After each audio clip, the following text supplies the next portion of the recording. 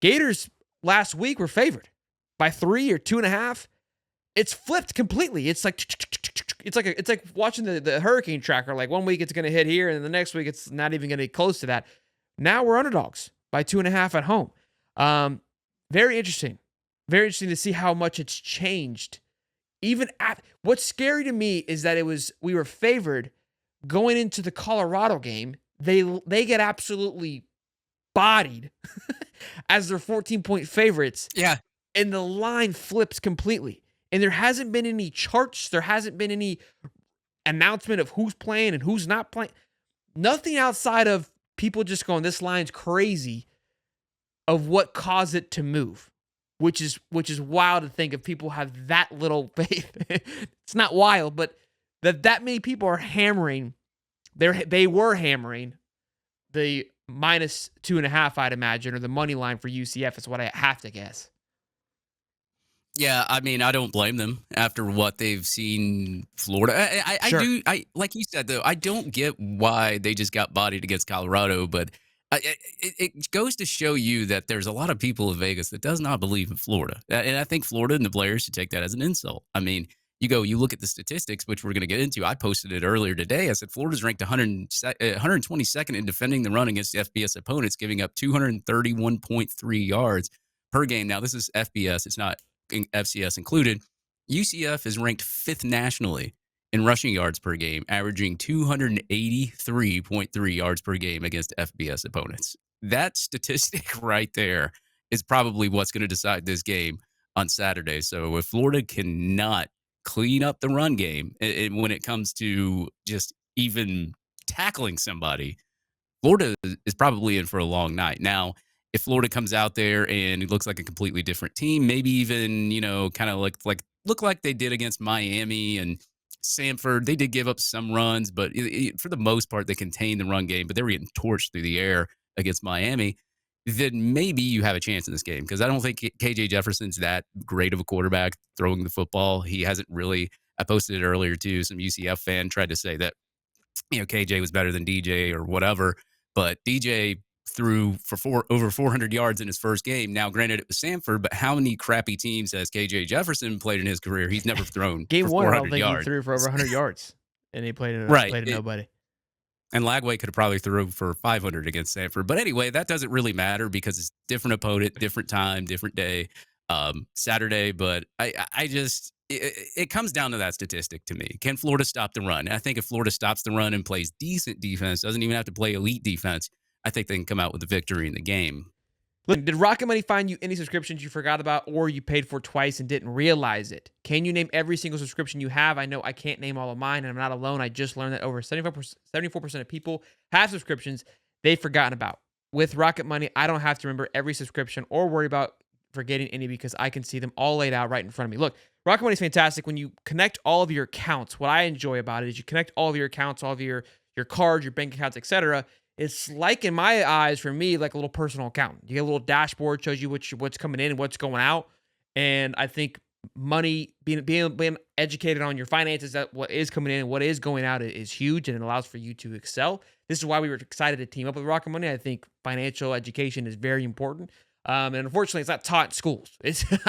I was fortunate enough to have a mom that was very persistent on me learning these things. So I was, able to learn those and handle that. But that is my favorite part. Even with the subscription thing, I think just being able to have like your own personal accountant is what it feels like. It's fantastic when it comes with Rocket Money. Rocket Money is a personal finance app that helps you find and cancel your unwanted subscriptions, monitors your spending, and helps you lower your bills so you can grow your savings. Rocket Money has over 5 million users and has saved a total of $500 million in canceled subscriptions, saving members up to $740 a year when using all the app's features. Stop wasting money on the things you don't use.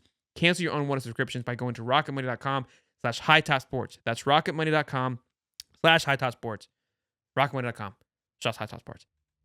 Here we go. Let's look at the numbers. And I got a few other numbers that aren't on here. Credit to Brendan, who always give us the data here.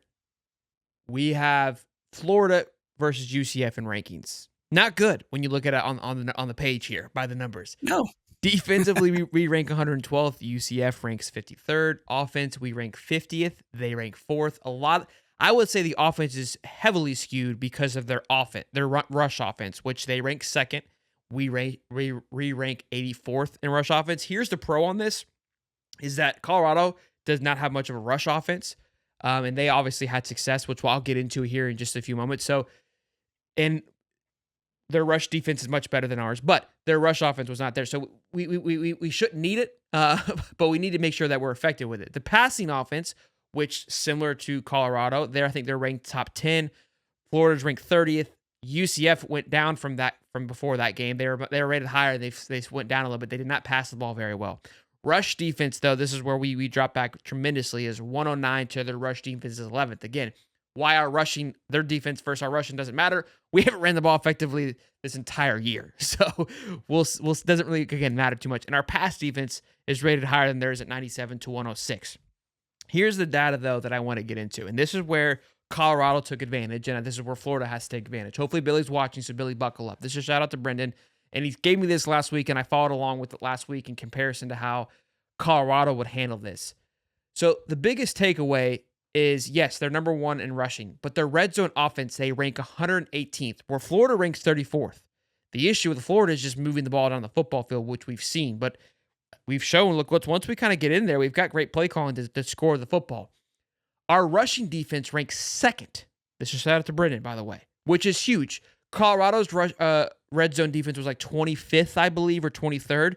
They had a turnover and a fourth, basically 2 turnovers because they had a 4-down stop as well. That's where Florida is going to have to take over the football game, is getting stops in the red zone, allowing them to get into the red zone, because obviously we've shown success in the red zone. We're ranked 34th, 4th in the red zone offense. That's going to be a key. And then turnovers, something we have not done great over. Colorado had 4 turnovers, 1 for a return for a touchdown. It was a fumble. Those are going to be the key factors. And then special teams is another big one. In punt returns, we ranked 23rd. Punt return defense, we ranked 26th. Kick returns, 38. We've heard how great the special teams in. Again, when a game like this, where I feel like it's going to be close and there's going to be the knick-knack, paddywhack, and areas where we have to capitalize, it's going to be in those moments. How can we turn the field over on punts? How can we get big returns on kick returns, right? The other part of it, because, look, they are going to rush the ball. They ran the ball in Colorado. They ran the ball for 180 yards. That's a successful day for most teams. UCF likes to rush it for 200+ for them to have success. So if I'm Billy, and it's like basketball, right? When guys get on a run, that's okay. Steph Curry's going to get 30. You can't get worried about it. KJ Jefferson's going to rush for 50, 60, 70 yards. That's going to happen. The key is stopping him at right moments and making sure that you capitalize on their weak areas, understanding what those areas are and capitalizing on those moments. If Florida's able to do that and not get up and caught up in the fact that, hey, they run the ball very well, they're going to run the football. Unless you're all of a sudden decide to show up with the best defensive line in the country, which we haven't seen it, you have to anticipate that. And that's what I hope Billy's able to see of, like, look, don't get too worked up about it. Don't try to get cute with it and try to do something different and allow for a piece of their game that we have not seen explode, because that's typically what we do. We allow for KJ Jefferson will throw for 340 yards. This guy hasn't done it in his entire career, and somehow that's what he'll do. And that's where I'll blow an absolute gasket. I almost rather just run for 300 and be like, yeah, we just couldn't figure it out, versus the other thing happening, because their cornerbacks, UCF's cornerbacks, wide receivers, all that is trash sticks. They are a one-man band. But that defensive line is wicked.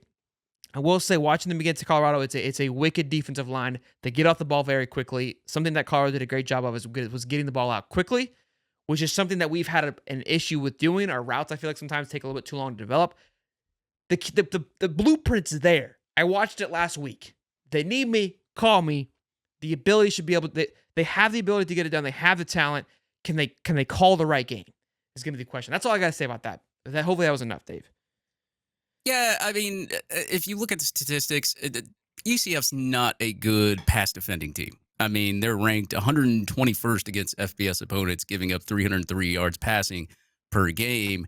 And, obviously, we've tried this with Graham Mertz, this whole DJ Lagway, Graham Mertz experiment. I think if Florida just sticks to the bread and butter of what brought them to the dance last year, I mean, you don't have to throw the ball 60 yards every play just because you're forcing your quarterback to push the ball down the field more, because that's what they were trying to do before the season. Obviously, it's clearly not working. You're eating guys up alive in the 10 to 20-yard range. You were last year. I think this is what Florida can do. They stick to their bread and butter. Obviously, the run game is a concern because we haven't been able to run the ball. I posted this statistic earlier today on Twitter as well. And I have UF leaders in yards per carry because I care more about yards per carry and looking at the attempts on top of that than I do how many rushing yards that you have. And right now, your leader in yards per carry right now is Jaden Ball. He's averaging 9.8 yards per carry on 10 attempts. Yes, it's 10 attempts, but we seen him in the spring game as well. This dude can tote the rock. I do not know why they have shied away from Jaden Ball. I know he had one fumble against Samford. That's fine, whatever. But I mean, this guy obviously is an elite. Well, I can't say elite right now, but he is a massive weapon for your offense right now. You got Jacoby Jackson, who's averaged 6.1 yards on 11 attempts, but you see just a different gear and shiftiness with Jaden Ball.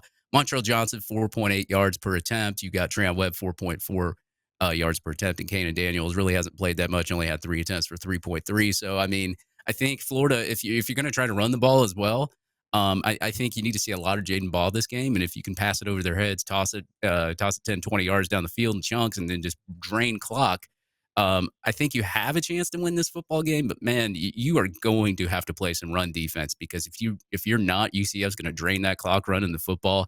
KJ Jefferson is going to be all over the field as well. And at the same time, like you said, red zone.